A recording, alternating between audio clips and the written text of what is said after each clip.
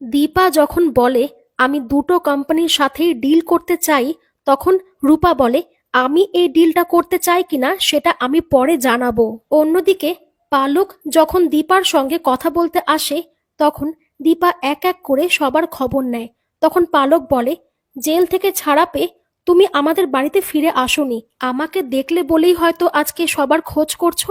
তখন দীপা জিজ্ঞেস করে, ডাক্তারবাবুর কি হয়েছে?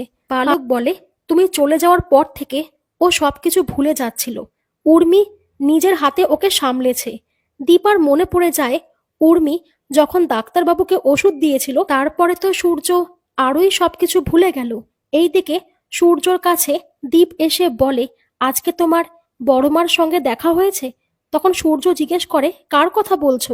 তখন দীপ বলে, সে তোমার ওয়াইফ। আর সেই কথাটা শুনে ফেলে উর্মি দীপের ওপরে রাগারাগি করে। সূর্য বলে, হ্যাঁ, দীপা আমার ওয়াইফ। তখন সোনা এসে বলে, যে আমার স্বামীকে খুন করেছে সে তোমার কেউ হতে পারে না। সুযোগ বুঝে উর্মি রান্নাঘরে এসে সূর্যর ওষুধটা মিক্স করে সূর্যকে ঝটপট খাইয়ে দিয়ে জিজ্ঞেস করে, এইবার আপনার ঠিক লাগছে তো? অন্যদিকে রূপা তার ম্যানেজারকে ফোন করে জানিয়ে দেয় যে কালকেই আমি কলকাতায় ফিরে যাব, আমরা এই ডিলটা নিতে পারবো না। এরপরে দীপা যখন সূর্যর সঙ্গে দেখা করতে বাড়িতে আসে, তখন উর্মি চেষ্টা করে দীপাকে দরজা থেকেই সরিয়ে দিতে, কিন্তু সূর্য দীপাকে দেখে ফেললে দীপা ঘরে ঢোকার একটা সুযোগ পেয়ে যায়। সূর্য দীপাকে চিনতে না পারলে দীপা বলে, একটু আগেই তো আপনাদের সঙ্গে আমাদের মিটিং হয়েছে।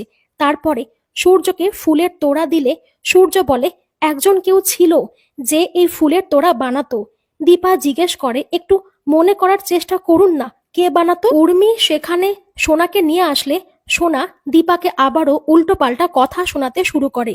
দীপা সোনার সঙ্গে তবুও কথা বলার চেষ্টা করলে সোনা দীপাকে ধাক্কা দিয়ে ফেলে দিলে সূর্য দীপাকে ধরে ফেলে। পরবর্তী পর্বে কিছু গুন্ডা দীপার সঙ্গে খারাপ ব্যবহার করলে দীপাকে ধাক্কা দিয়ে ফেলে দিলে সূর্য তাদের ওপরে চিৎকার করে বলে, আমার পরিবারের দিকে কেউ চোখ তুলে তাকাবি না।